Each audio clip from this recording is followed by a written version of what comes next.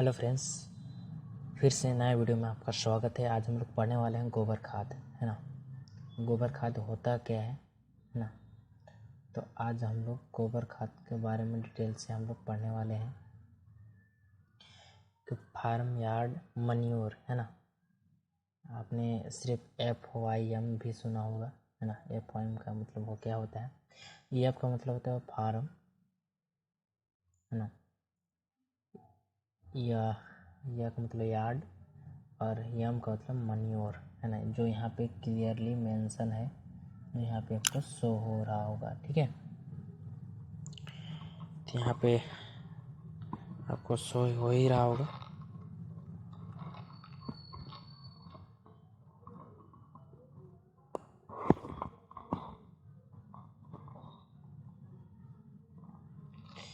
तो बात कर लेते हैं आज हम लोग, है ना।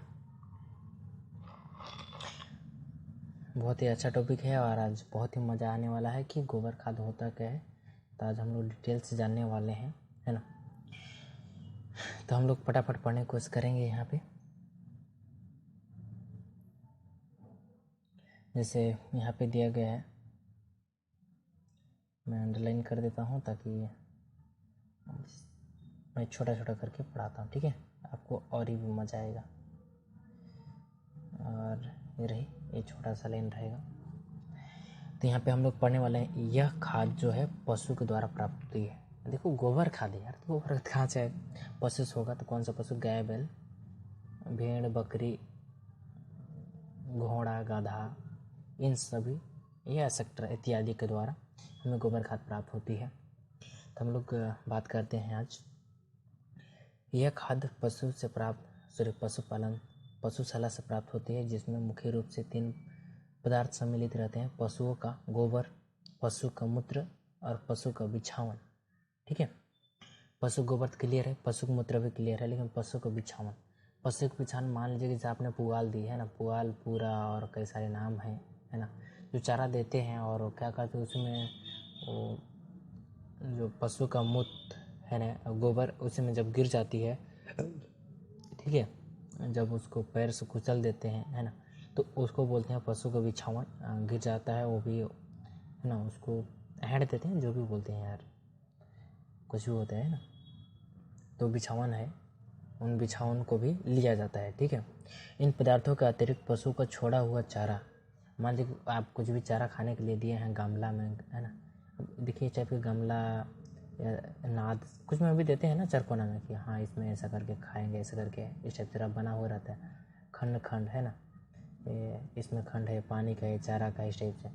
तो इस टाइप कुछ भाग आपको मिल जाता है यहाँ पे देखने को।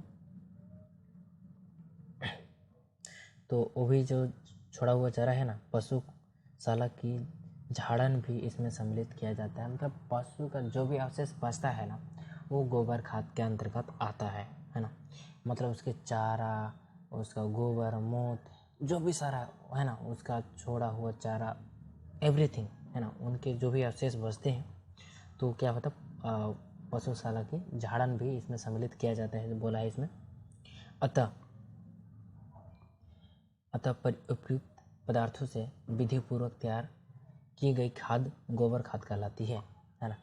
अब इन सबों को एक निश्चित, मान लीजिए गड्ढा वड्ढा बनाते होंगे, है ना, इस गड्ढा में एक उचित विधि, एक तरीका से, है ना, उसको जो मिलाते होंगे, जो डालते होंगे गड्ढा में, उसके सड़न प्रक्रिया होगी, प्रोसेसिंग होते हैं, डाइजेशन, हाँ, जब सड़न होगी, सड़न के बाद जब खाद तैयार होगी तो उसी प्रकार कुछ खाद जैसे तैयार किया जाता है, जो आगे हम लोग पढ़ने वाले हैं, ठीक है। और यह अत्यंत ही महत्वपूर्ण खाद है, जिसमें प्रायः सभी पोषक तत्व क्या होते हैं, पाए जाते हैं, ठीक है। किसानों के लिए बहुत ही उपयोगी खाद है, क्योंकि इसमें आसानी से बनाया जा सकता है, क्योंकि इससे कोई इसमें ज़्यादा खर्च करने की ज़रूरत नहीं है। अगर 5-10 गाय बैल अगर पाले हैं तो आपके पास ऑलरेडी एक दिन में कम से कम 15 से 20 किलो आपको गोबर प्राप्त हो जाती है, और उन गोबर खाद को आप गड्ढे में एकत्रित करके आप ऑलरेडी ऐसे करके बना सकते हैं भर के, ठीक है। इस टाइप का खाद है, वो बन सकता है, ठीक है। इसके बाद बात कर लेते हैं, यहाँ पे दिया हुआ है, हमारे देश में किसान खाद के लिए भली भांति परिचित हैं, लेकिन फिर भी गोबर खाद का अधिकांश भाग उफले यानी कांडे बनाकर, हाँ,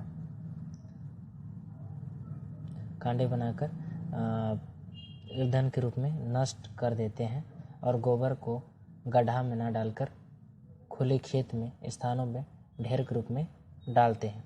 आपने कई किसानों को भी देखा होगा कि वो किसी गड्ढे में ना डालकर वो कहीं एक जगह एकत्रित करते हैं या तो फिर सूखे खेत में फेंक देते हैं, खुले खेत में, जिससे उसका लाभ नहीं हो पाता है।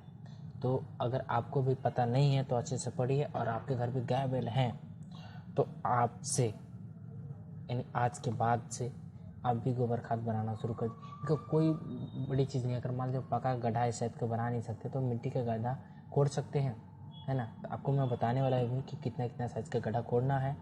तो चलिए फटाफट, तो वीडियो पसंद आ रहा हो तो वीडियो को लाइक और चैनल को सब्सक्राइब जरूर कीजिएगा मेरी जान। तो चलते हैं आगे। इसके बाद बात कर लेते हैं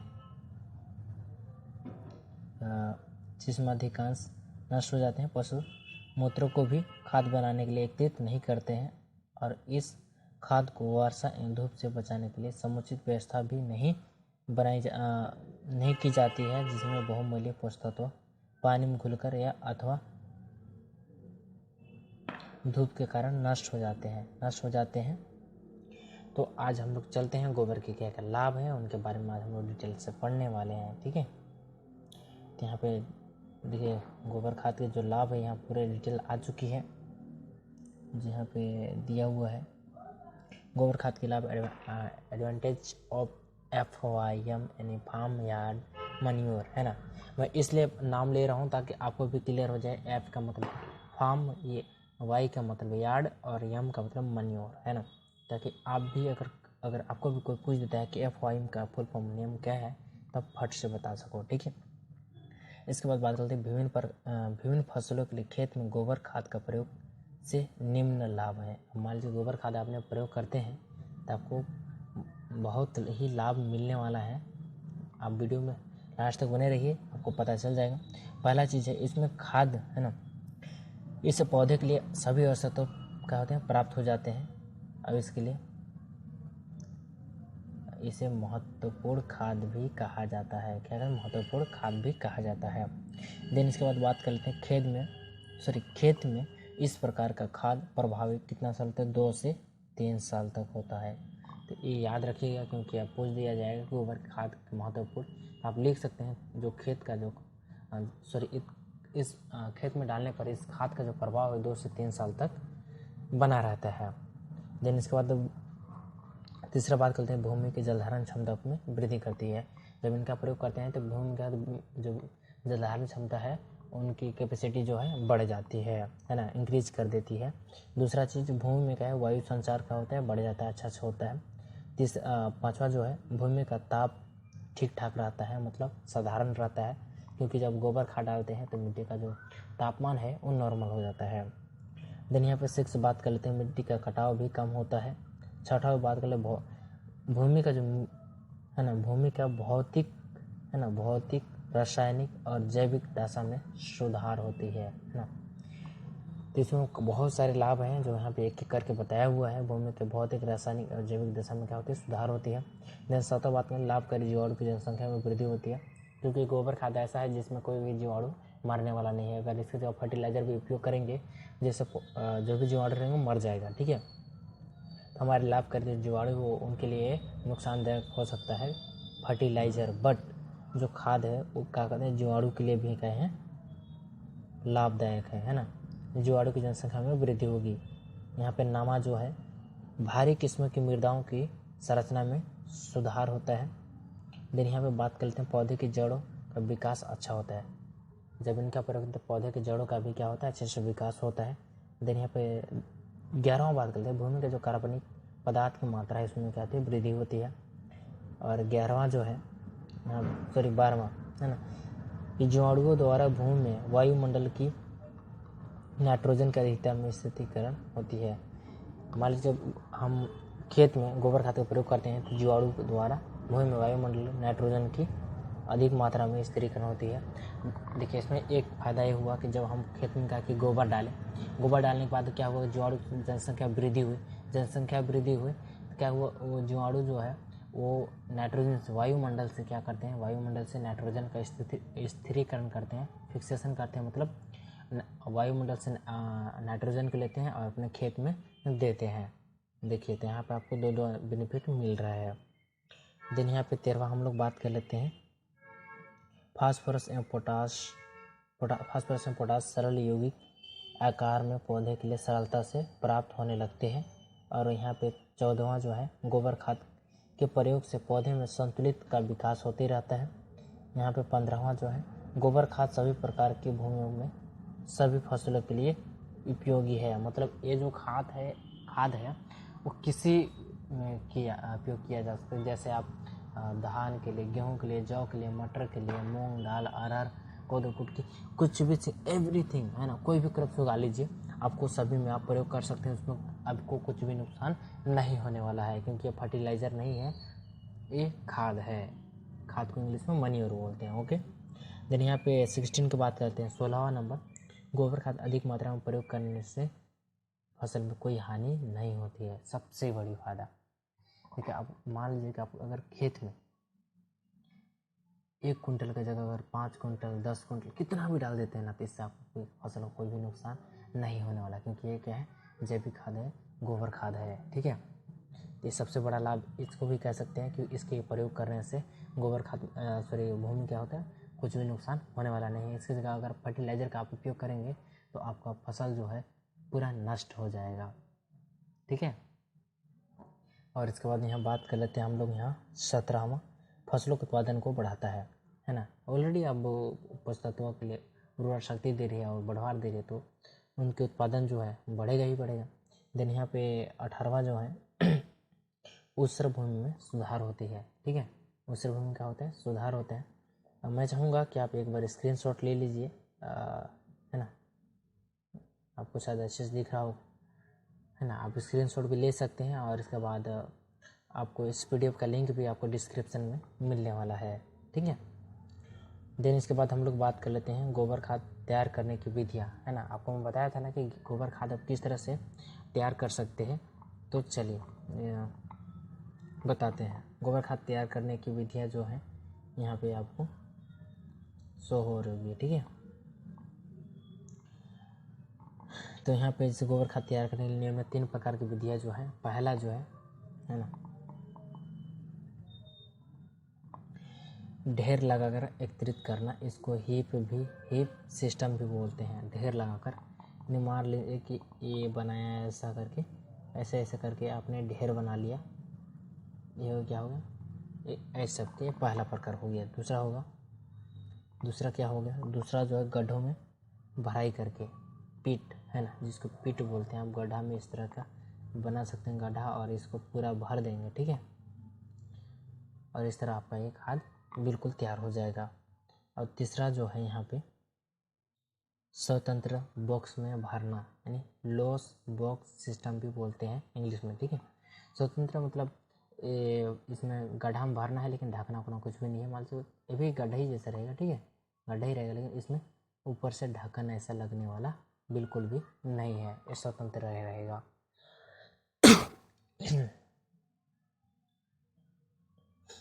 तो चलिए हम लोग एक एक करके पढ़ाई करते हैं। यहाँ पे पहला जो है गोबर खाद एकत्रित करके, हम थोड़ा ऊपर कर लेते हैं और कुछ करेंगे।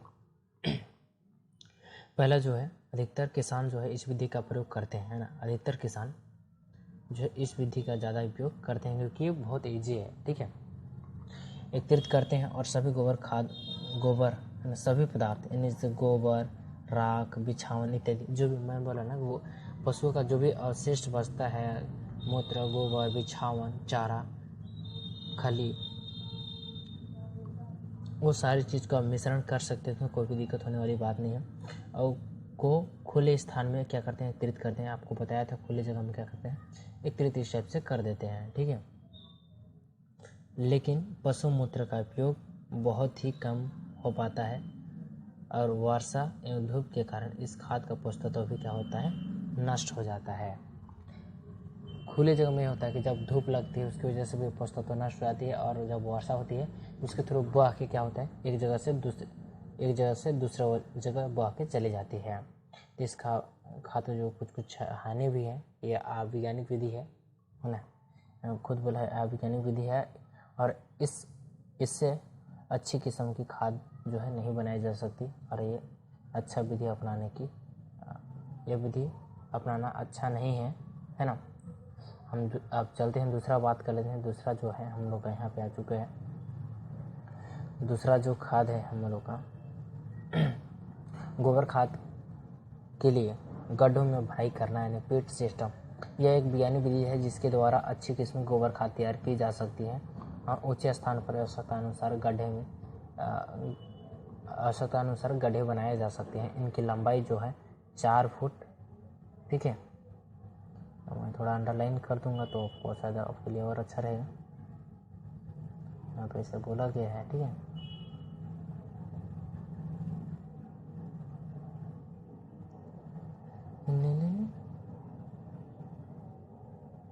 ये जो है ना, ये रही, यहाँ पे आपको अंडरलाइन दिख रहा होगा। तो इसमें क्या है, 4 मीटर क्या है लंबाई है, और चौड़ाई कितना है, चौड़ाई 2.5 मीटर, और गहराई है 1.25 मीटर उपयुक्त रहती है ना। और प्रत्येक गड्ढा से 12.5.0 घन मीटर लगभग 37 कुंटल खाद प्राप्त हो जाती है। समझिए 37 कुंटल बहुत ही अधिक है, और खाद प्राप्त, और गड्ढों में पशुओं का गोबर, पेशाब युक्त और बिछाली अथवा मिट्टी तथा कूड़ा करकट इत्यादि का भी पदार्थ भी भरते हैं इस गड्ढे में, है ना। साथ ही पशुमूत्र खाद की दृष्टि से यह अति मूल्यवान चीज़ है, इसलिए इसको हर हालत में वितरित करना आवश्यक है, और इसके लिए 3 से 4 दिन के अंदर बिछाली बदलते रहते हैं, ठीक है। और गड्ढे भर जाने के बाद 15 सेंटीमीटर मोटा परत से ढक देते हैं, और गड्ढों की धूप और वर्षा के पानी से जाने से ही नहीं, वरन अमान्य गैसों के वातावरण में भी उड़ती हुई उनको मिट्टी का परत या सोख लेती है, और मिट्टी की परत जो है परत भी खाद तुल्य होती है। और इसी प्रकार ये जो खाद है 6 महीना है ना, 6 महीना चलकर ये खाद जो है तैयार हो जाती है, यहाँ पे बताया गया है। तो आपको मैं अपने हिसाब से बताने की कोशिश करूँ ताकि आपको समझ आ जाए कि देखिए बुक में तो जो भी बहुत सारा उसकी थ्योरी लिख देती है, लेकिन थ्योरी को हम समझते हैं, फिर भी हम लोग शॉर्टकट में समझने की कोशिश करते हैं। मान लीजिए क्या एक गड्ढा है, ठीक है, ये गड्ढा है आप लोग का। यहाँ पे बोला है 4 मीटर क्या है लंबाई, तो हम मान लेते हैं कि ये लंबाई है, तो कितना है 4, ठीक है।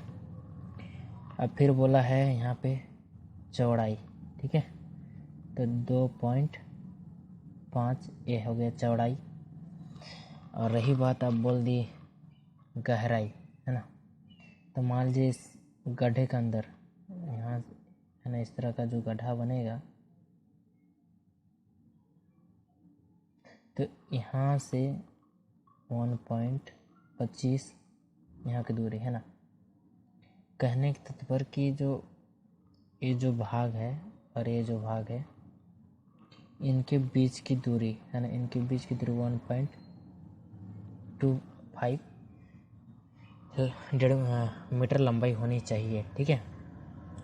तो इतना मीटर का आपको गड्ढा तैयार कर लेना है। अब उसमें ज़रूरी ये नहीं है कि आपने पक्का बनाइए कच्चा, अब दोनों बना सकते हैं, उसमें कोई भी दिक्कत वाली बात नहीं है।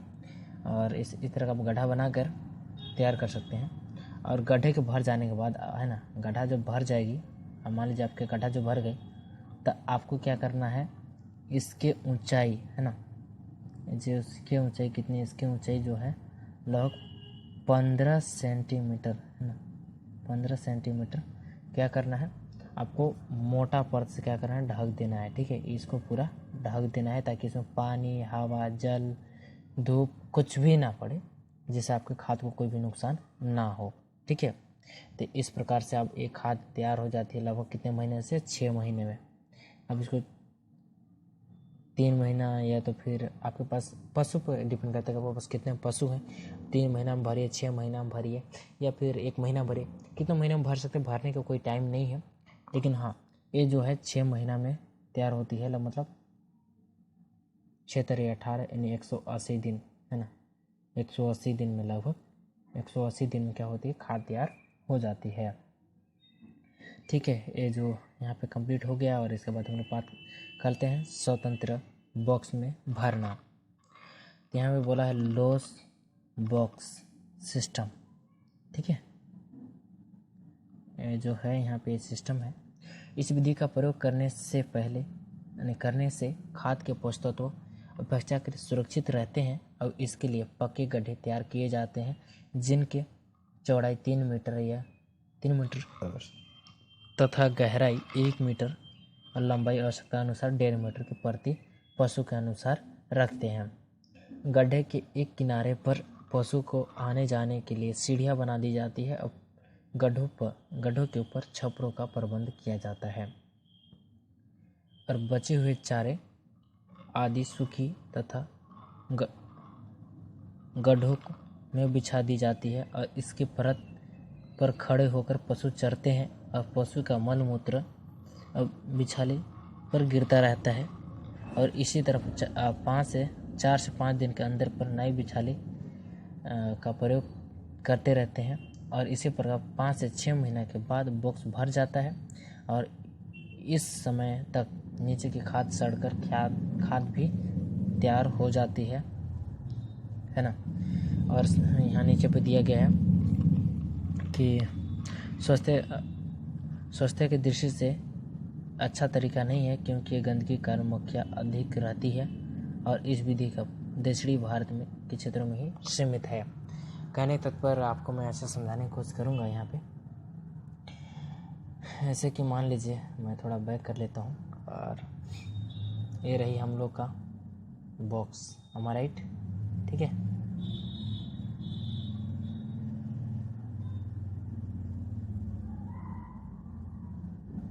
इस टाइप का। ये रही हम लोग के बॉक्स और यहाँ से हम लोग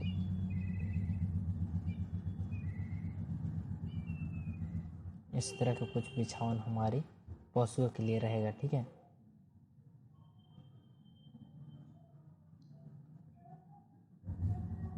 तो इस तरह हम लोग का जो बिछावन बन जाएगी और इसी बिछावन में, है ना, जो बिछावन है इसमें क्या करेंगे, हम चारा देंगे। पशु क्या करेंगे, हम चारा देंगे। मान लीजिए कि चारा है, ठीक है, तो मैं कलर चेंज करता हूँ। ये देखिए पशु का चारा है, ठीक है, चारा है, हम चारा यहाँ पे देंगे, ये बंधा हुआ रहेगा और यहाँ भी चारा देंगे और ये भी बंधा हुआ रहेगा। अब यहाँ भी चारा देंगे और यहाँ भी चारा दिया हुआ रहेगा। ठीक है, पशु क्या करेगी, यहाँ आएगी, ठीक है, यहाँ खाएगी और यहाँ भी खाएगी और यहाँ भी खाएगी। ठीक है, तो पशु यहाँ पे खड़ी होगी, खाएगी, मल मूत्र जो है यहाँ पे खा कर पचाएगी और वो जो है गड्ढा है ना, हमारी गड्ढा जो है इसके नीचे है। कहाँ, इसके नीचे है, तो क्या होगा, डायरेक्ट यहाँ पे ऐसे नीचे गिरेगा। ठीक है, क्या होगा, इसके नीचे गिरेगा। ठीक है, फटाफट जो ये जो है यहाँ पे ऐसे यहाँ पे नीचे गिरते रहेगा और इसी तरह यहाँ पे क्या हो जाएगा, जमा हो जाएगा। ठीक है, इस तरह ये गड्ढा क्या हो जाएगा, भर जाएगा। और इसमें बोला है कि 5 से 6 महीना, है ना, 5 से 6 महीना में क्या होता है, गड्ढा जो है भर जाती है। 5 से 6 महीना में क्या होता है, गड्ढा भर जाती है और 5 से 6 महीने के बाद खाद भी तैयार हो जाती है। मान लीजिए कि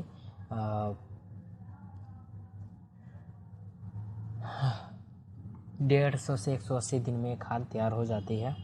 और ख़ासकर एक खेत मतलब ये पशु की दृष्टि से या स्वास्थ्य की दृष्टि से यह खाद बनाने का तरीका जो है ये सही नहीं है बिल्कुल, क्योंकि इनको देखिए यहाँ पास अपने चारा देंगे, है ना, ये जो चारा है यहाँ पे चारा है, यहाँ पे खाएंगे, यहाँ पचाएंगे, यहाँ मल मूत्र करेंगे तो गड्ढा गिरेगी, गड्ढा पे अवश्य गिरेगी। लेकिन यहाँ पे जो मक्खी जो है हमेशा 24 घंटा रहेगी, जिसकी वजह से बहुत सारे इन्फेक्शन पशु को हो सकती है। तो इन सब से बचाना बहुत ज़रूरी है ना। इसलिए ये स्वास्थ्य की दृष्टि से ये सही नहीं है, क्योंकि यहाँ पे आपको यहाँ पे मैं अंडरलाइन करके दिखा दे रहा हूँ, क्योंकि यहाँ पहले ऑलरेडी कह चुका है कि जो है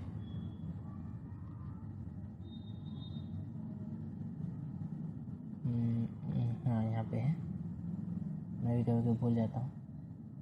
ये जो है स्वास्थ्य की दृष्टि से नहीं अच्छा तरीका नहीं है, क्योंकि गंदगी के कारण मक्खियाँ अधिक रहती है और इसकी विधि का प्रयोग दक्षिण भारत में कुछ क्षेत्रों में ही तक ही सीमित है। ये कोई ज़्यादा प्रचलित चीज़ नहीं है, लेकिन हाँ इनको जानना भी जरूरी है कि लॉस्ट बॉक्स सिस्टम क्या है। ठीक है, देन इसके बाद यहाँ बात कर लेते हैं यहाँ पे जो है खाद बनाने में प्रयुक्त पदार्थों का अपघटन ने डिकम्पोस्टिंग ऑफ द ओरिस constant use the in preparation of the FYM in a farmyard manure, है ना। तो इनके बारे में जो यहाँ पे बताया गया है, केवल पशु मूत्र को एकत्रित करके सीधे खाद के रूप में प्रयोग करते हैं, और जबकि गोबर, घास फूस, बचा हुआ चारा, बिछाली आदि खाद पोषक तत्वों को अपर्याप्त रूप से अनअवेलेबल फॉर्म के रूप में पाए जाते हैं। ठीक है,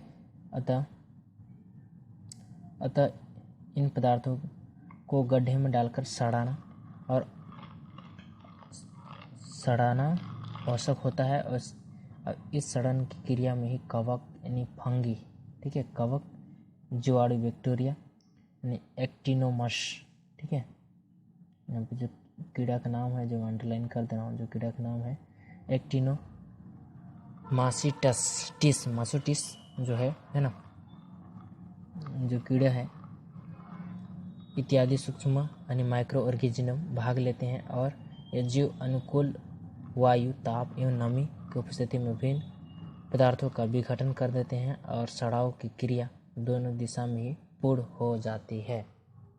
कहने के तत्पर ये जो है इस खाद बनाने का अपघटन तरीका सबका अलग अलग है ना। आप चाहते हैं कि पशु का मूत्र भस्म केवल बनाए, या पशु का गोबर रस से, या पशु बिछान भस्म से, तो आप उसका भी अलग अलग कर सकते हैं। तो यहाँ पे यही बताने की कोशिश किया है कि आप अलग अलग बॉक्स में बना सकते हैं। जैसे मान लीजिए कि आपने एक बॉक्स यहाँ बनाया, ठीक है, दूसरा बॉक्स यहाँ, तीसरा बॉक्स यहाँ। तो पहला बॉक्स में क्या किया कि आपने गोबर डाला, दूसरा में क्या किया आपने पशु का बिछावन, और तीसरा में क्या किया आपने पशु का मूत्र डाला। अब ये इस तरह से भी आप 3 गड्ढों में भी इनका खाद जो है तैयार कर सकते हैं। ये भी एक तरीका है। इसके बाद बात कर लेते हैं, यहाँ पे कुछ दिया हुआ है कि इनकी उपस्थिति में विभिन्न प्रकार की विघटन कर देते हैं। सड़ाव की क्रिया दोनों ही दिशा में पूर्ण हो जाती है, और कुछ ही वायु की उपस्थिति में एरोबिक, कुछ वायु के अनुपस्थिति में अनबैरिक क्रिया के फलस्वरूप काले रंग ह्यूमस का पदार्थ होता है। और इसी प्रकार जटिल पदार्थों से सरल पदार्थों में परिवर्तन करने के कारण पोषक तत्व प्राय अवस्था में आ जाते हैं, ठीक है, प्राय अवस्था में आ जाते हैं, और जिनका पौधे आसानी से उपभोग कर सकते हैं या अपने पोषक तत्व के रूप में ग्रहण कर सकते हैं। ठीक है, और इसके बाद यहाँ पर बात कर लेते हैं, कुछ यहाँ सावधानी दी गई है। गोबर खाद बनाने करते समय कुछ सावधानियाँ जो है जानना बहुत ज़रूरी है, तो मैं अंडरलाइन कर लेता हूँ। और यहाँ पे तो आप देख सकते हैं जो FOIM का कुछ गाइडलाइन दी गई है। तो गोबर खाद तैयार करते समय निम्न बातों को ध्यान देना बहुत ही आवश्यक है, जिसमें से पहला है ना, पहला जो है यहाँ पे खादों के गड्ढों के लिए ऊंचे स्थान चुनाव करना। बता दूं प्रिय विद्यार्थियों, आपको जो गड्ढा को चुनाव करेंगे आप ऊंचे जगह पे, जहाँ पे आप पानी का बहाव जो है नहीं चढ़ सके, है ना, पानी का बहाव जो वहाँ पे ना पहुँच सके। दूसरी चीज़ बोला है गड्ढे का निवास स्थान या बस्ती से दूर होना चाहिए, गांव घर बस्ती से दूर होना चाहिए, क्योंकि उसकी थोड़ी बहुत गंध आ सकती है ना, इस वजह से बोल रहे हैं कि थोड़ा सा दूर रहना बहुत ज़रूरी है। देन थर्ड यहाँ पे बात कर लेते हैं खाद के गड्ढे पानी पीने वाले कुएं से दूर बनाना चाहिए। अगर मान लीजिए आपने दूर तो बना रहे हैं घर से, लेकिन आप मान लीजिए कुआं दूर है और कुआं के सामने भी बनाना नहीं है, क्योंकि उससे भी आपके पानी का हो सकती है दूषित हो सकती है। तो कुआं है ना, कुआं तालाब से भी मान लीजिए दूरी बना के रखिए, ठीक है। देन इसके बाद चौथा बात कर लेते हैं यहाँ पे गड्ढे को छायादार स्थान पर बनानी चाहिए ताकि तेज़ धूप से हानि ना हो। आप ऐसा जगह चुनाव करें जहाँ पे मान लीजिए कि थोड़ा कुछ छाया वाली जगह हो, जहाँ पेड़ वोड़ हो, है ना, जिससे पौधे की धूप से पुष्पों को हानि ना हो। देन यहाँ पर पांचवा बात कर लेते हैं गड्ढों के चारों ओर से 50 सेंटीमीटर और चौड़ी और 25 सेंटीमीटर ऊंची मेड़ बना देनी चाहिए। तो आपको मेड़ मैंने बताया था कि गड्ढों की जिस प्रकार इधर से इधर मेड़ बना देना है और इस तरह से क्या करना, ढक देना ऊपर से, ठीक है।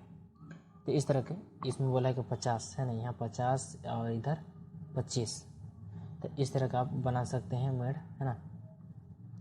तो ये सब बनाने का तरीका है। और इसके बाद बात कर लेते हैं भर देना, सॉरी, मेड़ बना देनी चाहिए और जिसमें इधर उधर का पानी इसमें ना भरे, है ना।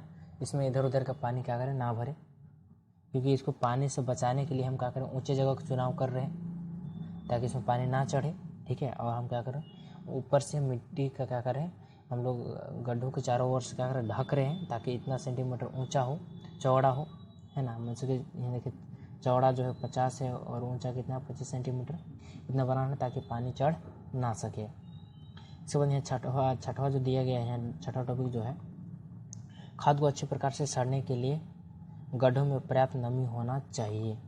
अब देखिए, आप ऐसा भी जगह चुनाव करना जहाँ पे नमी हो। अगर नमी ना हो तो आपके खाद का सड़न या डिकम्पोस्टिंग नहीं होगी, जिससे आपकी खाद भी पूरी तरह से नहीं बनेगी। और नमी के अभाव में पानी का छिड़काव किया जा सकता है। अगर मान लीजिए आपके पास ऐसे कुछ जगह है जहाँ पे पानी का अवेलेबल नहीं है और मान लीजिए कि भूमि नमी नहीं रहती है, तो वहाँ पे आप क्या करते हैं, पानी का छिड़काव कर सकते हैं। पानी का छिड़काव करके भी आप गोबर खाद तैयार कर सकते हैं। जरूरी ये नहीं है कि आप ऐसे नहीं बना सकते, है ना।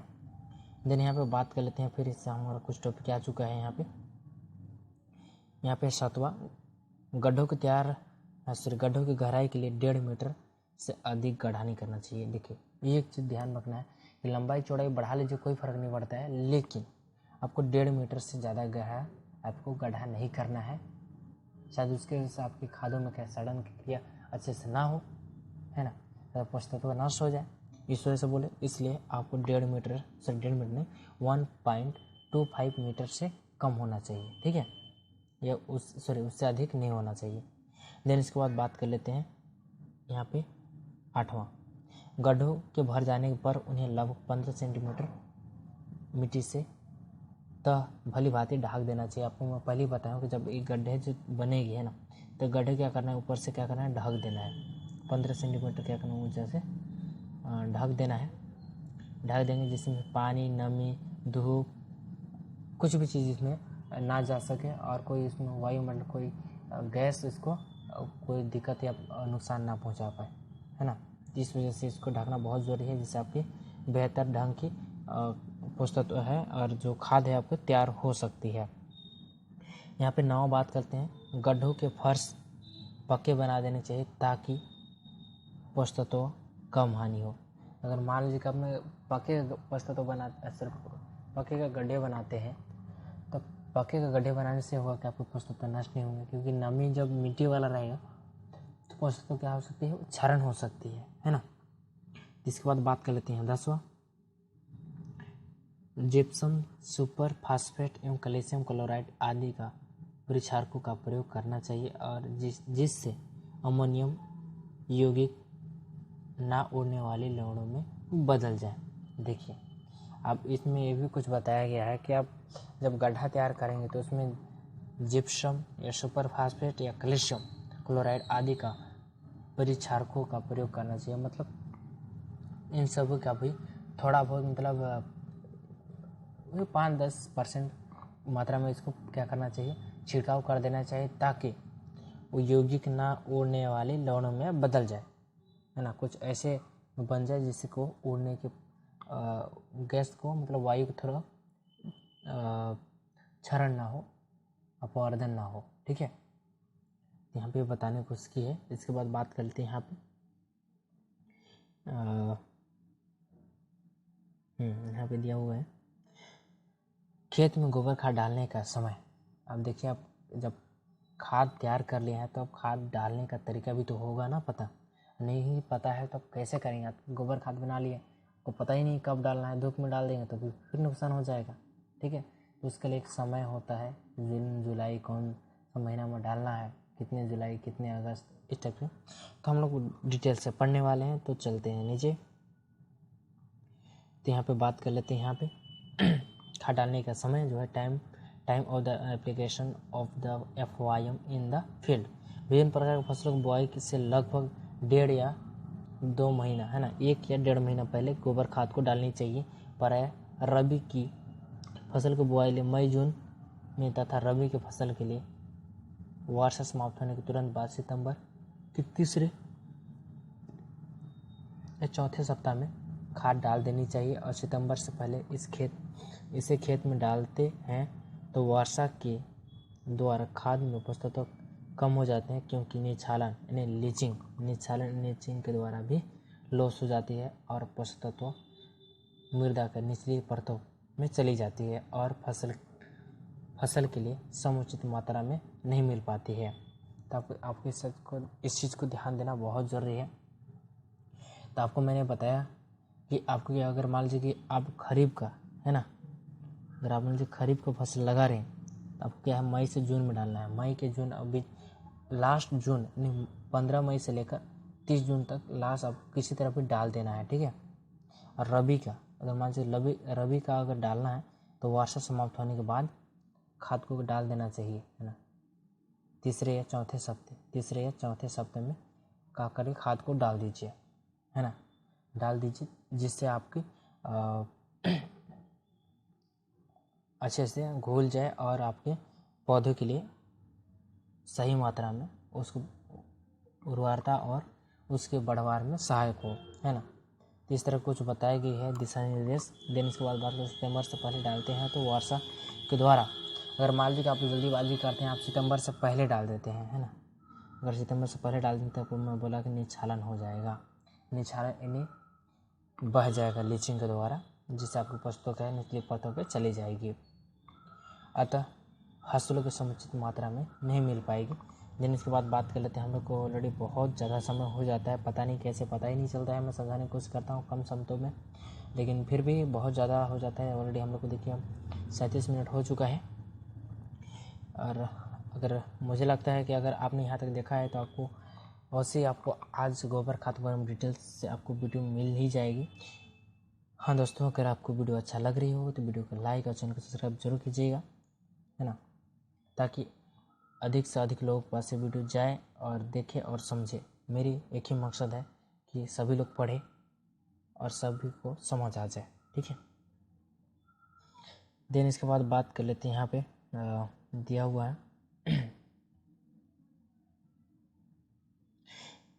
गोबर खाद का प्रयोग करने की विधि and method of FYM application. आप गोबर खाद को किस प्रकार से प्रयोग करते हो? साधारणतः किसान खेत में गोबर खाद की ढेरियाँ बना देते हैं और काफ़ी समय के बाद खाद को फैलाकर मिट्टी को जुताई के द्वारा मिलाते हैं। और यह अवैज्ञानिक विधि है। क्या है ये? अवैज्ञानिक विधि है। ठीक है, क्योंकि वर्षा जल के कारण काफ़ी पोषक तत्व क्या हो जाती है, बहकर चली जाती है और निचली सतह में जाकर नष्ट हो जाती है और खेत में उर्वरता भी एक सी नहीं रहती है, कहीं ज़्यादा कहीं कम ऐसे हो जाती है, क्योंकि ढेरी वाले स्थान पे अपेक्षाकृत अधिक उपजाऊ होते हैं और असमान उर्वरता वाले खेत में फसल के पौधे कहीं बड़े कहीं छोटे उगते हैं, क्योंकि इनकी वजह से ही कहीं पौधे बड़े कहीं छोटे होते हैं। मान लीजिए जिस जगह वहाँ अपने खाद को जमा किए हैं तो वहाँ पर क्या होगा कि ऑलरेडी अपेक्षाकृत अधिक पोषक पाई जाएगी और वहाँ के पौधे जो है अधिकांश जो है बड़े हो जाएंगे और बाकी जगह के जो भी रहेंगे वो पौधे क्या छोटे हो जाएंगे, जिसकी वजह से पौधे में यह डिफरेंस पाई जाएगी, कहीं बड़े कहीं छोटे। एक ही खेत में कई तरह का आपको देखने को मिल जाएंगे। अपने साथ कई जगह भी कहीं देखा भी होगा। ठीक है। और इसके पैदावार पर भी बुरा प्रभाव पड़ता है। ठीक है, क्या करते हैं, बुरा प्रभाव पड़ता है। अतः गोबर खाद को खेत में एक सार फैलाकर उसे जुताई कर देनी चाहिए। कहने के तात्पर्य कि आपको क्या करना है, खेत में डालना है ना। जैसे मान लीजिए कि आपने 15 जून या फिर 15 मई या 30 जून का आपने डाला और उसी दिन डाला, उसी दिन आप क्या करना है, आपको जुताई कर देना है। जुताई करने के बाद आपके पूरे खेत मिल जाएगी, जिससे आपके पूरे खेत में पोषक तत्व क्या समांतर, मतलब पूरा समांतर हो जाएगी, सामान्य हो जाएगी। ठीक है, उसके बाद बात कर लेते हैं आपको मिलाने के लिए। मैं बता दूं, यहाँ पे दिया गया है कल्टीवेटर के द्वारा मिला है ना। खाद मिलाने, कल्टीवेटर के द्वारा खाद मिलाने से ये धन की बचत होती है। धन की बचत होती कहने के तात्पर्य कि आप जब पशु के द्वारा मिलाएंगे तो प्रॉपर तो मिलेगा नहीं, है ना। तो हायर बैल के द्वारा पट्टा मारेंगे, पटेवा करेंगे, हल चलाएंगे, फिर भी आप बराबर तरह से प्रॉपर तरह से आप मिला नहीं सकते। लेकिन अब कल्टीवेटर जो है आपको प्रॉपर ढंग से मिला सकता है। देन इसके बाद खाद मिलाते समय, ठीक है, खाद मिलाते समय क्या करना है, खेत में नमी होना जरूरी है ना। जब आपको डाल रहे हैं तो उस टाइम देख लेना चाहिए खेत में नमी है नहीं। और आलू और बरसिम और धान जैसी फसलों में प्रायः नमी बनी रहती है। और गोबर खाद है ना, गोबर खाद जो है प्रयोग 2 से 3 सप्ताह में पूरा कर देनी चाहिए। कहने के तात्पर्य जिस खेत में आप नमी है तो उन खेतों पे आप 2 से 3 सप्ताह पहले कर सकते हैं और उसके बाद आप फसल भी लगा सकते हैं। तो आज के लिए इतने ही दोस्तों। ऑलरेडी हम लोग का जो 40 मिनट का वीडियो बन चुका है। अगर आपने यहाँ तक देखा हो तो वीडियो को लाइक, चैनल सब्सक्राइब जरूर कीजिएगा। आई होप अगर वीडियो अच्छी लगी हो तो एक प्यारा सा कमेंट जरूर कीजिएगा। किस शहर, किस गाँव, किस राज्य से देख रहे हैं, मैं भी जानने हूँ ताकि मैं जानूँ। तो आज के लिए इतना ही। बहुत बहुत धन्यवाद।